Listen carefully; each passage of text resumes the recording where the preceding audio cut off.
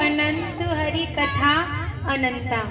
इसी प्रकार अनेक लीलाओं का वर्णन भांडीर वन में है, लेकिन जो मेन प्रथम लीला है वो राधा रानी के विवाह की है, जिसके लिए श्री धाम भांडीर वन विख्यात हुआ।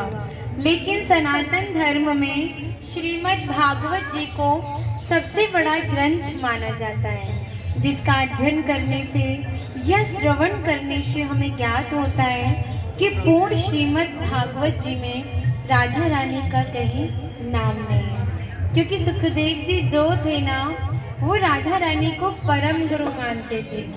तो एक राधा नाम से 6 महीने की समाधि लग जाती थी। अब जब राधा रानी का नाम नहीं है तो विवाह का प्रमाण कैसे हो सकता है? इसीलिए साप्ताहिक भागवत को छोड़ के अनेकों ग्रंथों ने राधा रानी के विवाह का प्रमाण दिया, जैसे कि गर्ग संहिता, स्कंद पुराण, ब्रह्म वैवर्त पुराण, आदि वराह पुराण, अनेकों ग्रंथ। लेकिन जिस भांडीर वट के नीचे आप बैठे हो, इसका प्रमाण श्रीमद् भागवत जी में है। 10वें स्कंद के 18वें अध्याय में 22वां श्लोक कि ब्रहंतो वाहि मानस्य 4 यंत्रस्य गोदनम भांडीरकम नाम वटम जम्बू कृष्णा प्रोगमा। कृष्ण कालीन में भांडीर वट इतना विशाल कि वृंदावन तक शाखाएं थी। पिछले टाइम में पुल नाव होती नहीं थी, ठाकुर जी शाखाओं पर चढ़ के यमुना महारानी को आर पार करते थे। मान्यता है ठाकुर जी की 9 लाख गाय यहीं बैठ के विश्राम करती थी। तो माता जो भी प्रसादी रखती थी सभी एकत्रित होके दोपहर का भोजन लेते थे। आप कभी विवाह में जाते हो तो क्या बिना प्रसाद के आते हो? आप लाडली जो कि विवाह स्थली आए हो तो बिना प्रसाद के कैसे जा सकते हो? हमारे ब्रज में ठाकुर जी ने ब्रजवासियों से पका हुआ भोजन भिक्षा स्वरूप अंजलि में मांग के पाया, जिसका नाम दिया मधुकरी। आज भी संत भिक्षा कर मांग के पाते हैं। तभी शास्त्रों में बताया कि जब तक ब्रजवासी की कृपा नहीं होगी, ठाकुर जी की कृपा बड़ी दूर की बात है। इसी से अभिमान का नाश होता है, कृष्ण भक्ति प्राप्त होती है, जो कि बहुत ही दुर्लभ है। लेकिन ब्रजवासी कृपा करें, सहज भक्ति प्राप्त होती है।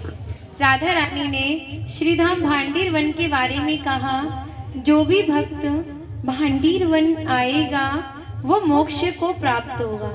दुकानों बोले तुम इतनी बड़ी बात को कह रही हो, लोग पाप करेंगे सीधे दौड़े भांडीर वन चले जाएंगे, क्योंकि आपने तो मोक्ष धाम भांडीर वन कह दिया। फिर यहाँ पर बहुत भीड़ इकट्ठा होने लगेगी, हमारे मिलने में अड़चने पैदा होंगी, तो हम नित्य लीलाएं कब करेंगे? श्री जी ने उसी क्षण भांडीर वन को गुप्त वृंदावन कह के संबोधित किया और कहा, कान्हा इस स्थान पर हर कोई भक्त नहीं आएगा, वही भक्त आएगा जिसके ऊपर मेरी विशेष कृपा होगी, भक्ति भाव सच्चा होगा और ये भक्त मेरे विवाह में उपस्थित होगा। यानी जब राधा रानी का विवाह हुआ तो अनेकों जीव विवाह में उपस्थित था, पर मनुष्य रूप किसी का नहीं था। तो भक्त अपने आप को कीड़े मकोड़े, घास फूस, पतझड़, पक्षी इत्यादि मानते हैं। जो भक्त राधा रानी के विवाह में उपस्थित थे, उन भक्त की पहचान है कि वो कई बार वृंदावन आते हैं। जब जाके गुप्त वृंदावन आते हैं, डायरेक्ट नहीं आएंगे, माध्यम जरूर रहेगा। सारा श्रेय उसी माध्यम को जाएगा जो आपको ऐसी दिव्य स्थान पर पहुंचाएगा। जो भी भक्त यहाँ की प्रसादी पाता है और एक रात्रि राधा नाम संकीर्तन में जाग के गुजारता है, उसको गोलोक धाम की प्राप्ति होती है। क्योंकि भांडीर वन के दर्शन मात्र से पुनर्जन्म की प्राप्ति नहीं होती। तस्य दर्शन मात्र नरो गर्भ न गच्छति। इसकी दर्शन मात्र से पुनः किसी भी माँ के गर्भ में जाना नहीं पड़ता, क्योंकि मृत्यु लोक है। मृत्यु लोक में 84 लाख योनियां हैं, सभी के अंदर माताएं हैं जो गर्भ धारण करते हैं।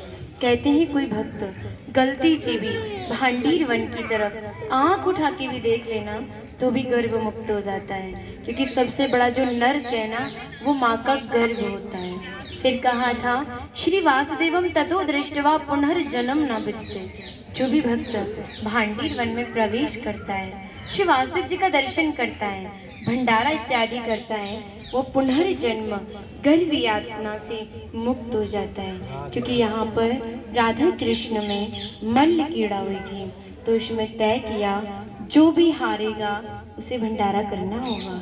ठाकुर हार गए थे राधा रानी से, तो ग्वाल वालों के साथ मिल के भंडारा किया और धाम का नाम भांडीर वन पड़ा।